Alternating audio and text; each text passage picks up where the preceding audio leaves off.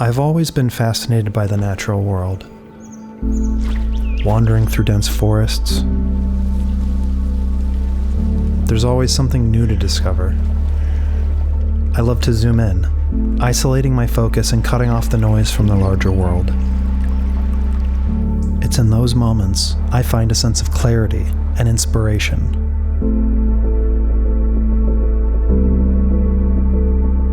As a filmmaker, I find myself obsessing over the hidden stories that could exist right under our noses. The what-ifs.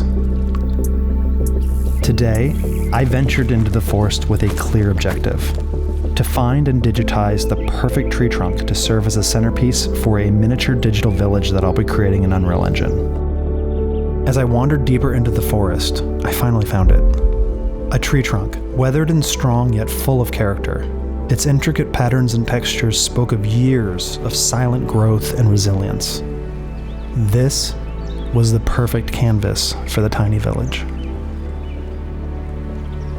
I took out my camera and captured as many photos as possible from every angle. I headed home, got settled in, and made dinner. That night, I lay awake, my mind overflowing with possibilities of what this could all become. The next morning, I woke up and got to sketching a rough idea out. My imagination swirled with questions.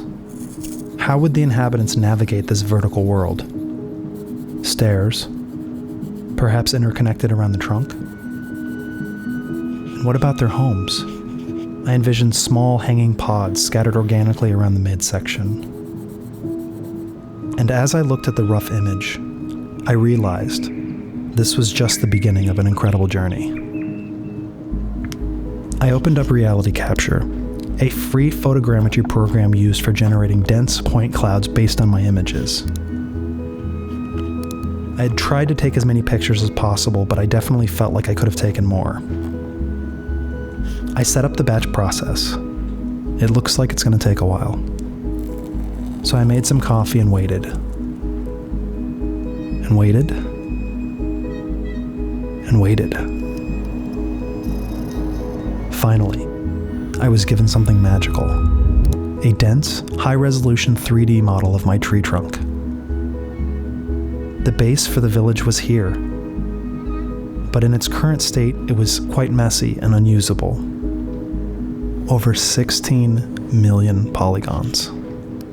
I decimated the model to a more usable poly count of roughly 5 million polygons.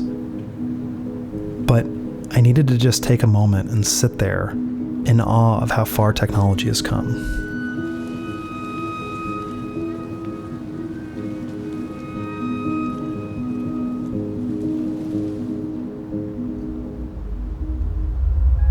I really only needed the front of the trunk. I could fill in the rest of the scene with high-resolution vegetation later when I'm in Unreal Engine.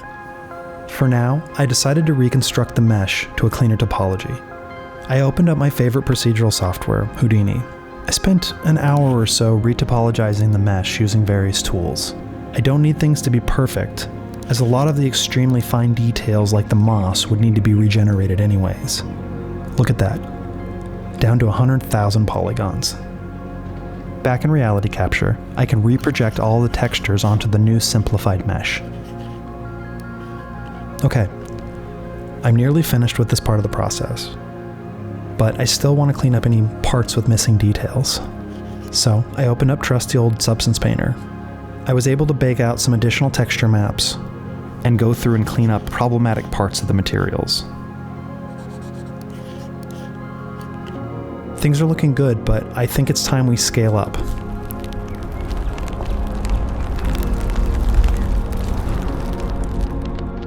In the next chapter, I'll be building off of this model and creating a lush, natural environment in Unreal Engine. Thank you for following along. I love sharing my creative process, and I hope it inspires you in your own. Your support means the world to me. If you enjoyed this video, please like and subscribe, and don't forget to leave a comment. Stay tuned for more exciting updates.